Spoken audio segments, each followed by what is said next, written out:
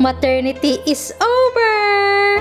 Sorry we were not able to upload videos for the past several months, but we're now back with a new addition to the family! Meet Ike! For today's episode, we will make delicious madeleines. Madeleines are traditional small cakes from northeastern region of France. They are very small sponge cakes with a distinctive shell-like shape acquired from being baked in pans with shell-shaped depressions. Are you ready? Let's get baking! Let's get baking!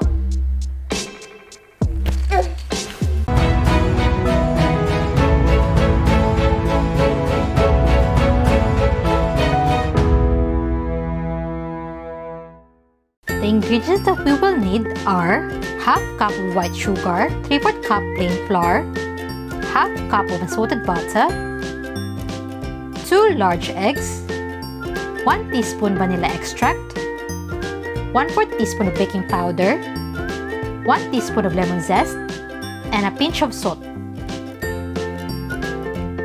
In a pan over medium heat, melt the butter, and once it has completely melted, set this aside to cool a bit.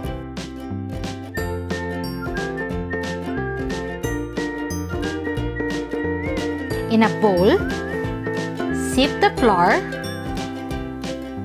baking powder, and pinch of salt.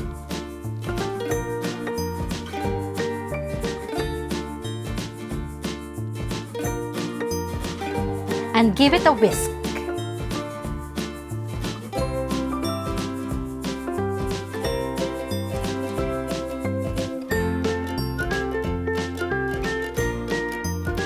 In another bowl, add the sugar and eggs.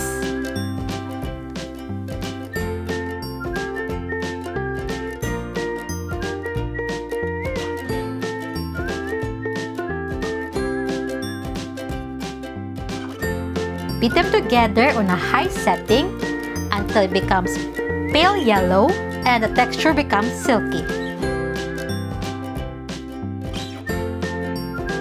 Just like this. Now, add in the vanilla extract and lemon zest.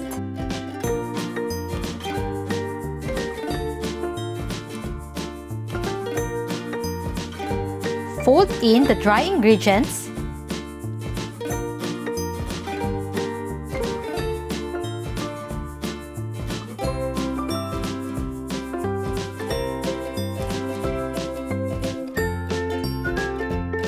Then, drizzle the melted butter and fold them together until well combined.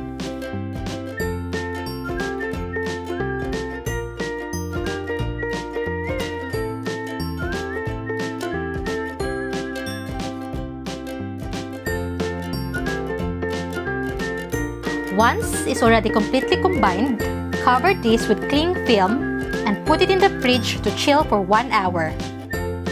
Then, grease the pan with butter and put it in the fridge as well for 1 hour.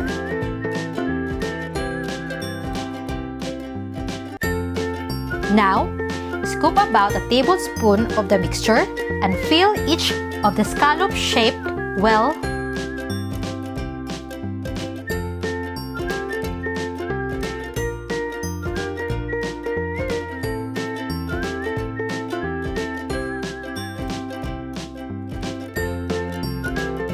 Bake this at 170 degrees Celsius for about 8 to 10 minutes. After baking, let this completely cool. You can eat this as is, or you can serve this with dusted powdered sugar.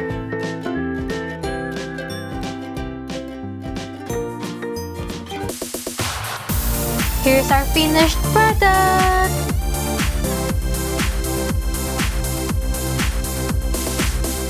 Madeleines are very delicious and are very simple to make. I hope you give this a try. If you like this recipe, don't forget to hit the like and subscribe if you're new to the channel for the next delicious recipes.